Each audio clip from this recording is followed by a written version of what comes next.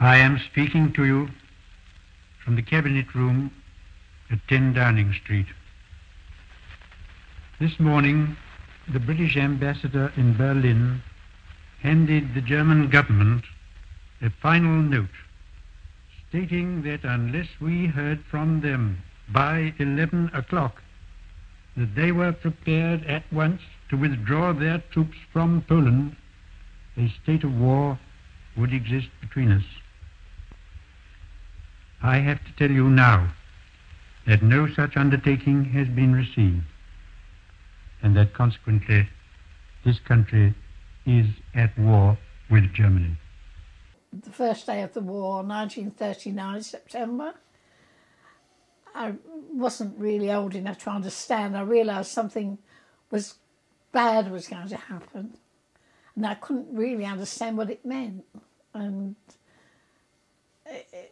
everything was unsettled, and people were worried about gas masks. I had my own box, and everybody did. And it was quite a frightening time because I didn't know really what was going to happen. It's very sort of sad, and I don't know, it was a strange time because I wasn't old enough. Perhaps it was a good thing that I couldn't understand, because what came later wasn't very pleasant. I think my mother put my name down to be evacuated, but they were never told where we were going. And I remember she packed me a case, and the mums all met the children from school, and we had to walk through the park to the railway station, and the mothers didn't know where we were going, and I didn't know where we were going, and I was trying not to cry and to be very brave. And Dad was in the police, so he was on duty, so I didn't know his feelings about it. And the train came in, and we got put on the train with the teachers, and the mums didn't know, and I had no idea where I was going. I looked out of the train window, and this little battered case.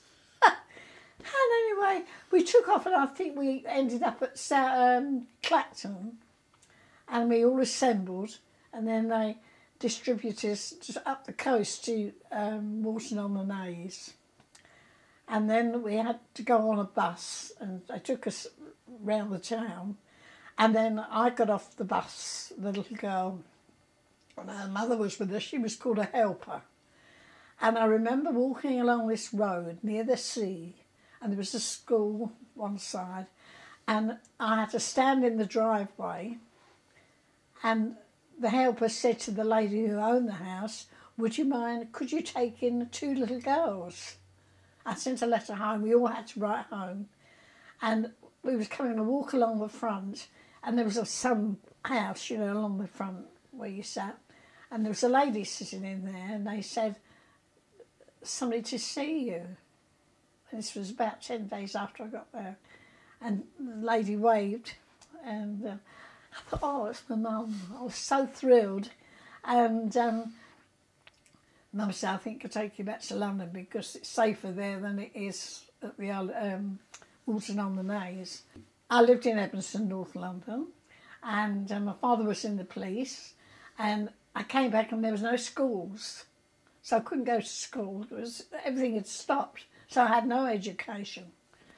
And that went on for a few months until the Blitz started.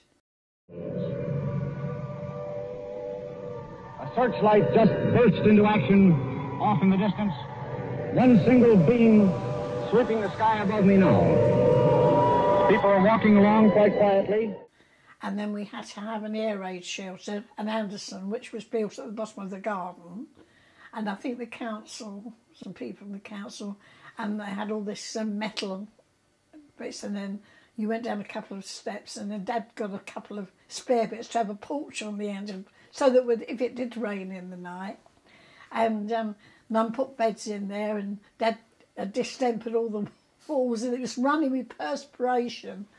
It wasn't very nice, but the thing was, the raids had started, and in the middle of the night, if I still had my own room upstairs, Mum used to keep on coming along. "We've got to go downstairs, Betty," and go down into the shelter.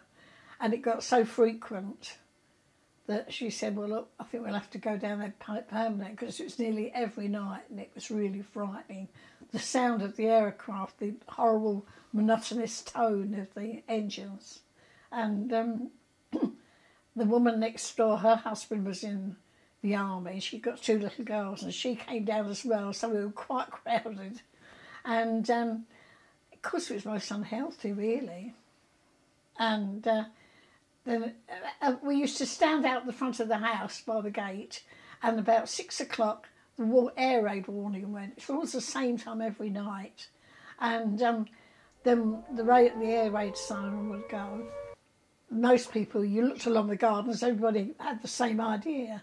They used to have anti-aircraft guns come round, or they were in the park, and Dad, coming home from work, used to pick whole shrapnel. I mean, he collected all this shrapnel. But that was very frightening, because you heard the sound of the aircraft coming over, and then you'd hear bombs, and that was pretty scary.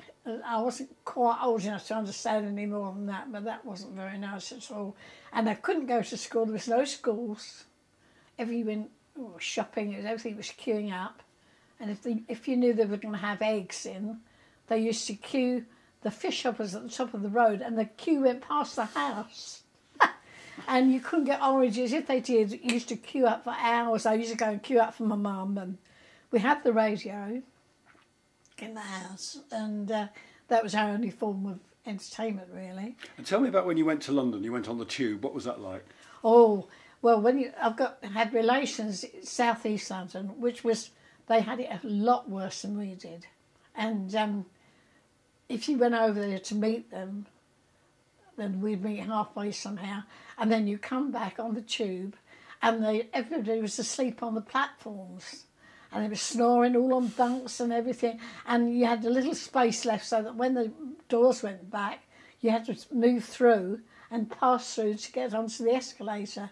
And people there every night, because it was the safest place, really. And then they had the doodlebugs and the rockets and things like that. And when my dad, he used to stand at the front door and he used to say, I can't understand. There's something going along the road or across the sky with flames coming out the back. He said, and it wasn't an aircraft. He said, and of course that was the first sighting of the doodlebug. And it was stop. And it was just awful silence. And they were nasty things. I remember I was in the bath once and the warning went. And of course sometimes the warning went as it was coming over. And you never knew where they were going to drop. So tell me about this time your dad called you into the garden. Oh, yes, that was coming home. I was at part-time school, and it was daylight, and he was home, and Mum was still at work. And he called out, he said, come on, you've got to go down to the shelter, the raid's on. And anyway, he said, quick, Betty, come out and have a look at this. And it was daylight, 4 o'clock-ish time, and there was this big black German bomber, and it had a big cross on it, and it was black one, and behind it was a Spitfire, and the noise, you could see the bullets coming out, and it was very low, and the man next door said, look at it, go on, go and get it, and it was very low, and where that German plane landed, I'll never know, but I shall never forget that. Well, and we were cheering, that's how they're cheering, and it was so low.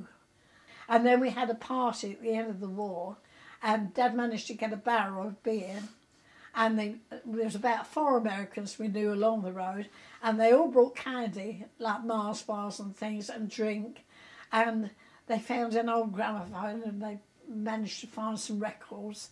And I was sitting on the stairs, and I thought, they were so funny, these Americans. They dressed up as women, and we had things that we'd never had before. And this barrel of beer, and they used to wheel the piano. Some old lady had a piano along the road, and it had all this fretwork at the front. And they had to push it and get it up through my mum's house, in through the passageway, and put it in the front room. And these Americans, they were so funny. They loved it, and it was a wonderful party. I'll never forget that. In fact, there was people, soldiers, knocking on the door. Can we join in? They were English soldiers. No, go away. No, you can't.